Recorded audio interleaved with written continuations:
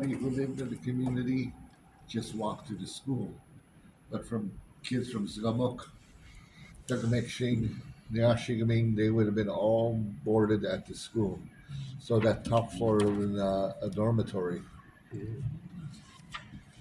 The lower floors would be more the classrooms, and then the basement probably would have been more utility, like housing the stoves or the furnaces and stuff to keep the building.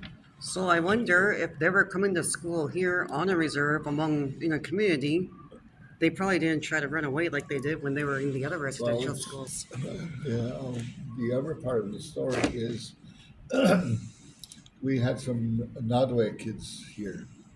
They're from Ganawagi, Quebec, because Ganawagi, Quebec, just outside Montreal, is the only Catholic Iroquois community, and they sent kids from here.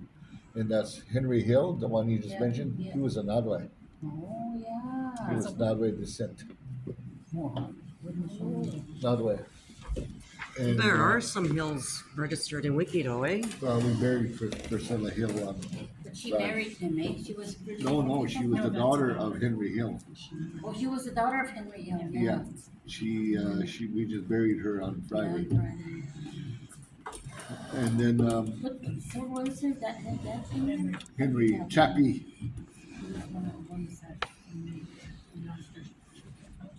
Yeah, he was one of the ones that was killed over here, August 19th, 1971. Oh, what, Oh, by that a one. Mikok, eh? Well, no, by Sesame Street. Oh, Sesame Street. The road was being construction and there was a hole Yeah. in there and they came Yeah. home. Yeah, Um, ran into a front end loader.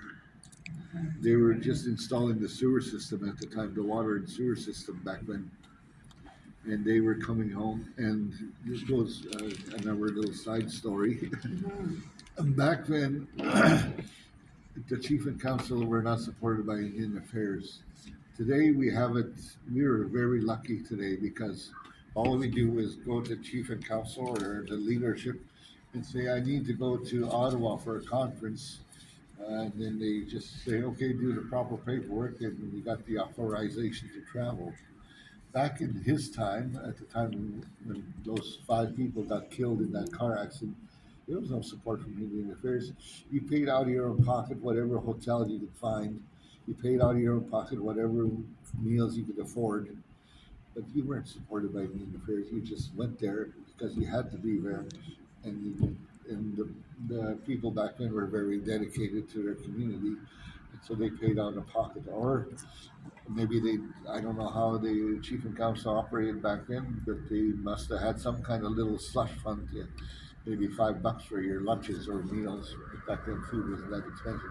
But, so those people, after they got done with their meeting, they're paying out of your own pocket. Oh, good on here. We're going to have catch with our yasi, catch with our bagasi, maybe we could be a shing kind of attitude now.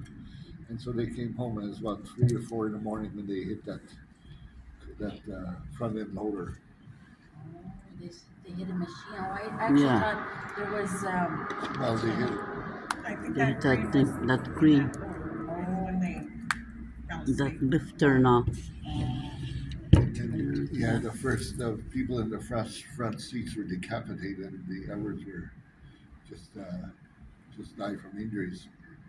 But I remember the wake was across the road at the Pontiac School auditorium, and the funeral service was inside this old arena back in 1971.